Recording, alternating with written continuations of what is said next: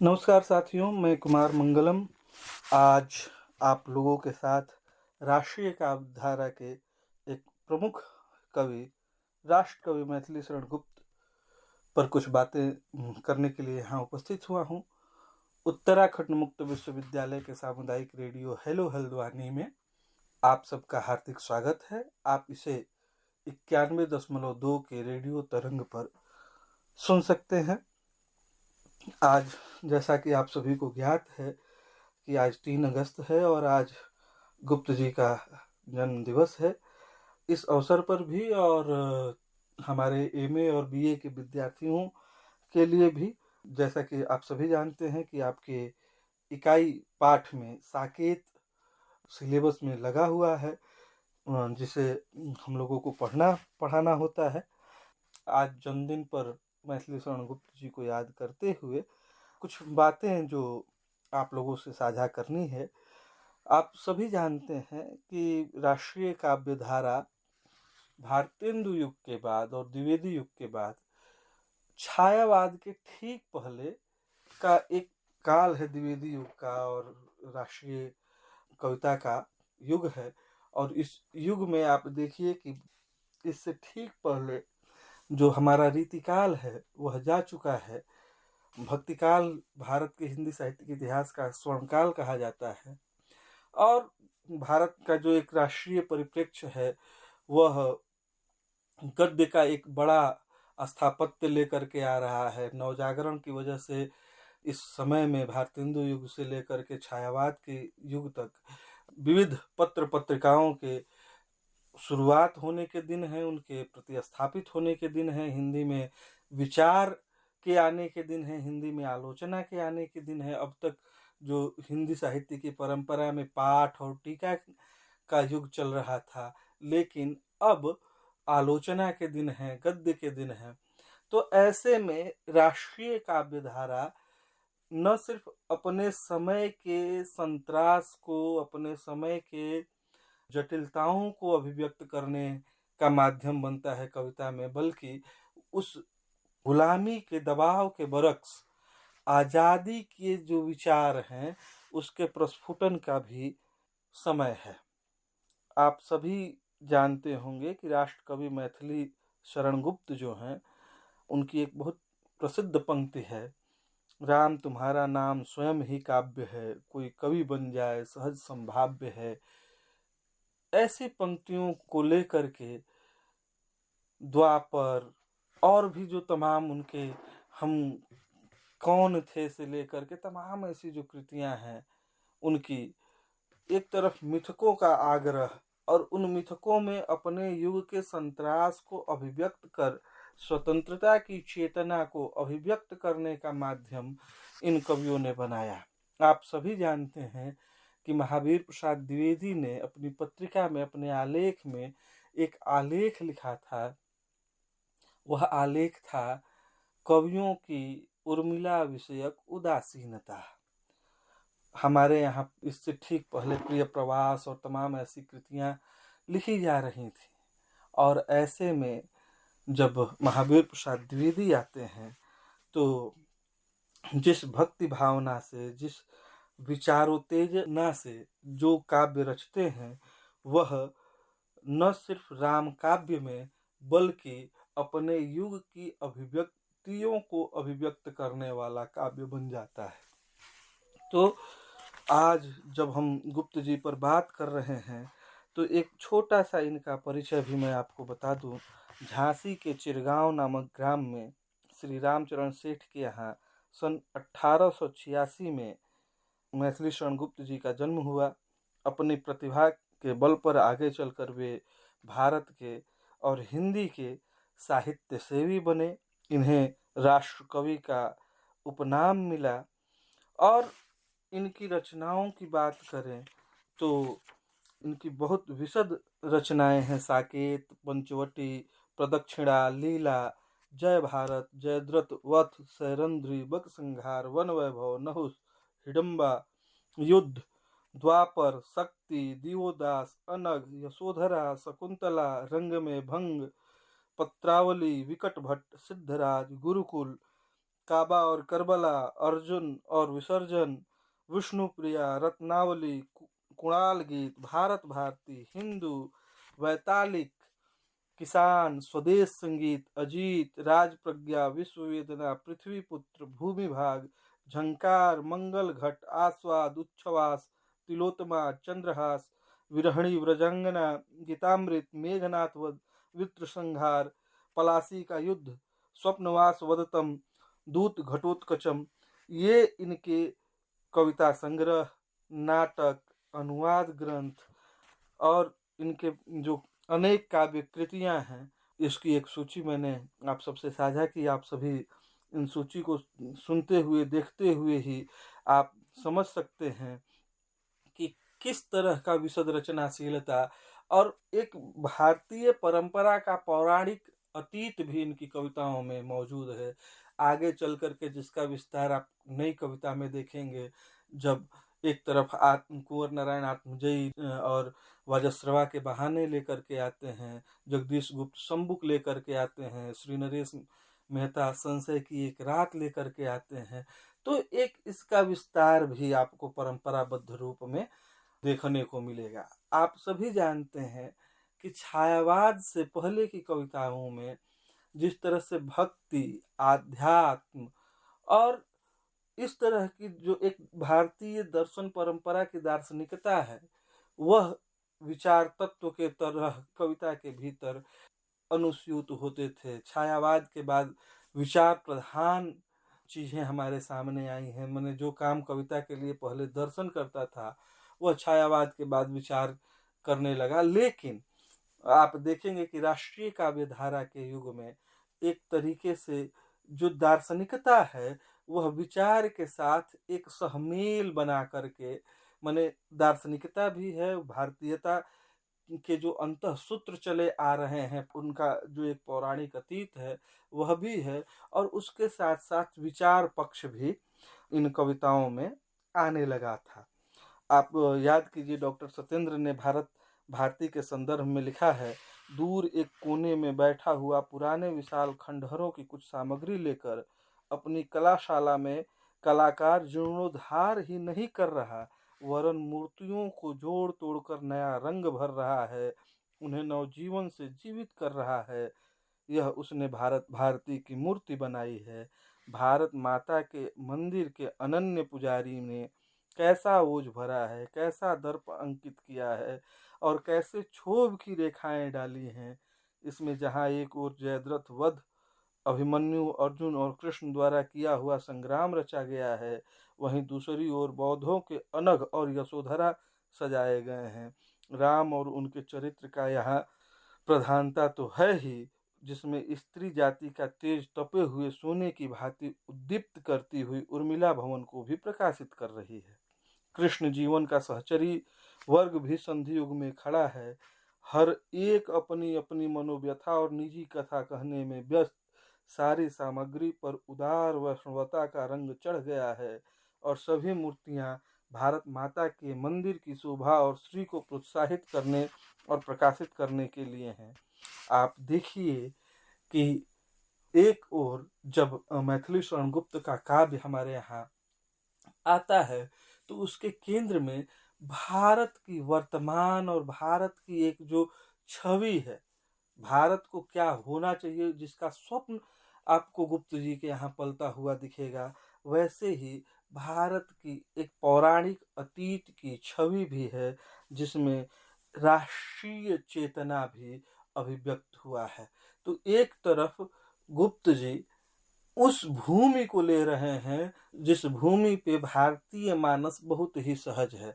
मुझे नहीं लगता है कि भारत भूभाग में रहने वाला कोई भी व्यक्ति राम की कथा से, महाभारत की कथा से, बुद्ध की कथा से अपरिचित होगा। तो उस परिचय में अपनी स्थिति को, वर्तमान तत्कालिक उस काव्य रचने के समय की स्थिति को अभिव्यक्त करते हुए जिस तरह की चीजें वो सृजित कर रहे हैं अपनी कलाशाला में, सत्येंद्र ने ठीक ही लक्षित किया है कि एक तरफ तो ओज है, दर्प है, और इसके साथ साथ क्षोभ की वे रेखाएं भी हैं जिसकी वजह से भारत गुलाम है। तो जब गुप्त जी इन सारी रचनाओं को लेकर के आ रहे हैं अपने विशुद्ध रचनाशाला में, तो आप देखेंगे कि बहुत मूल तत्व की तरह राष्ट्रीय भावना और वह आज़ादी की जो वैचारिकता निर्मित होती है गुप्त जी के कविताओं में, वह इन्हें अपने समय का अति विशिष्ट रचनाकार बनाती है। इनके यहाँ आप देखेंगे कि कई तरह के पक्ष आपको मिलेंगे। अगर भाव पक्ष की बात करें तो भक्ति भावना के लिए मैंने शुरुआत में ही आप लोगों से साझा किया, राम तुम्हारा नाम स्वयं ही काव्य है, कोई कवि बन जाए सहज संभाव्य है। या फिर आप देखिए, हो गया है निर्गुण सगुण साकार है, ले लिया अखिलेश ने अवतार है। तो जो एक धार्मिक कट्टरता या धार्मिक विद्वेष का भी मामला हो सकता है, उसका भी समन्वयन उस भक्ति भावना में वे कर रहे हैं कि जब अखिलेश ने अवतार लिया है, कृष्ण ने अवतार लिया है, तो निर्गुण और सगुण रूप साकार हो गया है। आप याद कीजिए सूरदास की भ्रमर गीत सार, जिसमें निर्गुण और सगुण का कैसा भेद है। एक तरफ गोपियां जो कि सगुणोपासक हैं और एक तरफ उद्धव जो कि निर्गुणोपासक हैं। इन दोनों का एक द्वैत आपको दिखेगा, एक अंतर्द्वंद्व दिखेगा। लेकिन मैथिली शरण गुप्त के यहाँ आते आते जब भक्ति का भाव पक्ष बहुत ज्वाजल्यमान होता है, बहुत प्रगाढ़ होता है, तो निर्गुण और सगुण का साकार भेद मिट जाता है। अब इस पंक्ति को अगर आप डिकोड करें कि यह अखिलेश कौन है और किसने इस भेद को निराकार किया है, साकार किया है, तो आप इसके साथ वह राष्ट्रीय चेतना के तत्व को भी दर्शा सकते हैं कि जो गुलामी की एक लंबी सीमा चली आ रही है, उसमें अब ये सारे बंधन टूट रहे हैं। गांधी जी बहुत स्पष्ट रूप से दिखते हैं जब इस अखिलेश को हम डिकोड करने की कोशिश करते हैं कि गांधी जी का राष्ट्रीय आंदोलन में ऐसा प्रभाव अब आने लगा है कि गरम दल और नरम दल दोनों एक साथ मिल करके भारतीय स्वतंत्रता आंदोलन की हवा को तेज कर रहे हैं। आग को बहुत अब हर ओर से यह स्वर उठने लगा है, भारत में आज़ादी की आकांक्षा जन्मने लगी है।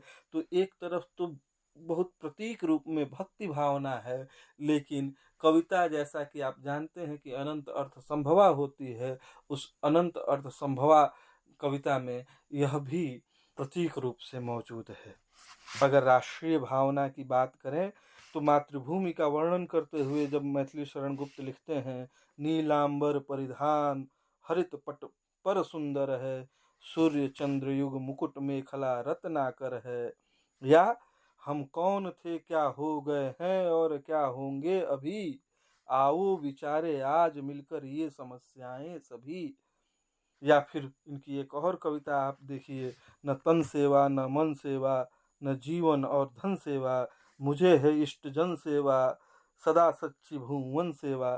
तो इस तरीके से गांधीवाद की एक विचारधारा भी आप देखेंगे कि इस राष्ट्रीय काव्य पर बहुत गहरा असर गांधी जी का है। आप याद कीजिए गांधी जी का हरिजन, गांधी जी का जन सेवा, और उसका आप देखिए कि मैथिली शरण गुप्त की कविताओं में कैसा प्रतिफलन आपको मिलेगा। आप गुप्त जी की कविताओं में देखेंगे तो नारी समाज, किसान, मजदूर, दलित, दीन और निम्न स्तर की जो जातियां हैं, जो लोग हैं, उनके प्रति कैसी सहानुभूति है। और ये सभी राष्ट्रीय उत्थान के लिए और विश्व के कल्याण के लिए, मानव के स्तर पर रहने के लिए और इस भावना को अभिव्यक्त करने के लिए सदा अपनी कविताओं में प्रेरित करते हैं। हिंदू और मुसलमान एकता को भी वह बहुत ठीक ढंग से संबोधित करते हैं। वे लिखते हैं, हिंदू मुसलमान दोनों छोड़े अब यह विग्रह की नीति। यह राष्ट्रीय आंदोलन का समय है और इस समय में इस तरह की बात को आप याद कीजिए। यह वही समय है कि एक ओर पाकिस्तान का नारा लगने लगा था अपने आरंभिक दिनों में, लेकिन एक कवि के नाते मैथिली शरण गुप्त उस एका को, क्योंकि मैथिली शरण गुप्त अब यह मान चुके हैं कि जो मुसलमान हैं वो कोई आक्रांता नहीं है, उनका भी जन्म, उनकी भी माटी इसी माटी में है, उनका भी कील यहीं गड़ा है, तो वे इस विग्रह को तोड़ देना चाहते हैं और वे चाहते हैं कि समस्त भारतीय, वो चाहे हिंदू हों, मुसलमान हों, सिख हों, ईसाई हों, वह सभी एक रूप में रहें, वो भारतीय बन कर के रहें।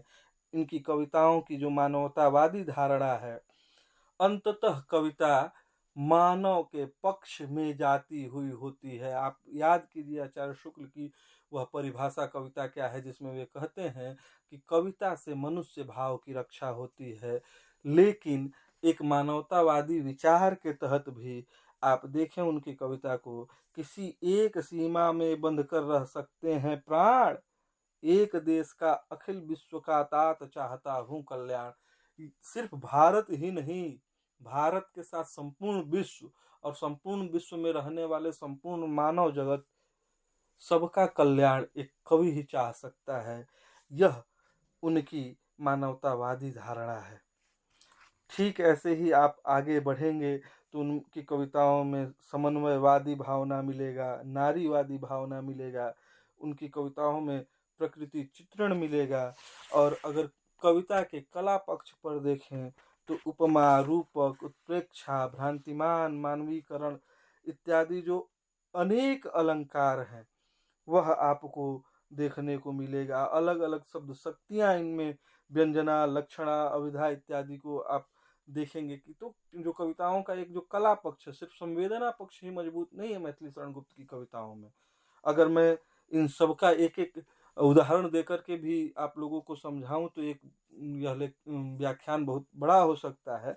लेकिन आप देखें कि संवेदना के साथ साथ, और यह जो समय है आप यह भी ध्यान रखें कि अभी हिंदी की कविता जवान हो रही थी। अभी इससे पहले जो कविताएं संभव हो रही थी वो अवधि और ब्रज में संभव हो रही थी। अभी हिंदी इतनी प्रगल्भ और प्रगाढ़ और शक्तिशाली नहीं हुई थी। लेकिन ऐसे में जब मैथिली शरण गुप्त बतौर कवि आते हैं अपनी कविताओं को लेकर के, तो न सिर्फ अपने युग की चिंता उस कविताओं की संवेदना का हिस्सा बनती है, बल्कि हिंदी कविता अपने कला पक्ष में भी सर्वाधिक मजबूत होती है, जिसका व्यापक असर आपको देखना हो तो छायावाद में प्रसाद के पास जाइए, निराला के पास जाइए। ये दो ऐसे कवि हैं जिन पे बहुत स्पष्ट रूप से मैथिली शरण गुप्त का, खास करके प्रसाद की कविताओं में जिस तरीके से मैथिली शरण गुप्त का प्रभाव परिलक्षित होता है, एक परंपरा बनती दिखती है, वह आपको बताएगी कि मैथिली शरण गुप्त की कविता की क्या विशेषता है। उर्मिला जैसी जो चरित्र है, उस चरित्र को इस रूप में स्थापित कर देना कि उसके बाद उर्मिला एक स्वतंत्र चरित्र बन जाती है, यह मैथिली शरण गुप्त की लेखनी ही कर सकती है। तो ये सारी चीज़ें आपको के सामने है मैथिली शरण गुप्त के यहाँ। आप देखिए कि जो साकेत की कथा है वह रावण वध तक ही आती है, उत्तर कांड की तरफ नहीं जाती है। तो ये एक तरह का स्वप्न भी है भारत की आज़ादी के संदर्भ में। साकेत सिर्फ राम कथा नहीं है, बल्कि भारतीय आज़ादी का महाआख्यान है। इस अर्थ में साकेत को हमें पढ़ना चाहिए, देखना चाहिए। और यह बहुत उचित संबोधन मैथिली शरण गुप्त जी के लिए दिया है साहित्यकारों ने। राष्ट्र कवि हैं वे, और वाकई उनकी कविताओं में जो प्रबल राष्ट्रीय भावना है वह मौजूद है। मैथिली शरण गुप्त अपने समय के ही नहीं, आज के भी इस तमाम तरह के जो हमारे समय की कुसंगतियां हैं उसमें अपनी कविताओं के माध्यम से प्रासंगिक बने हुए हैं। आज के दिन हम उन्हें याद कर रहे हैं, और आगे जब हम लोगों को मौका मिलेगा तो और विस्तार से मैथिली शरण गुप्त पर हम लोग बातचीत करेंगे।